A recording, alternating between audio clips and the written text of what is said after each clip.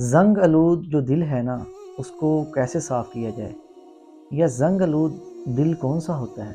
یاد رکھیں کہ زنگ آلود دل وہ ہے جس کو ہم نے بدعمالیوں سے زنگ لگا دیا، کہ اتنے برے کام کیے، اتنے گناہ کیے کہ اس دل کو زنگ لگ گیا۔ وہ زنگ جو ہے وہ کیسے اترے گا؟ یاد رکھیں بھائی دوستو، وہ زنگ جو ہے وہ اللہ کے ذکر سے اترے گا، وہ اللہ کی یاد سے اترے گا۔ تو جو شخص جتنا اللہ کا ذکر کرتا ہے نا، تو وہ دل اتنا دھلتا ہے، اتنا دل وہ جو ہے وہ صاف ہوتا ہے۔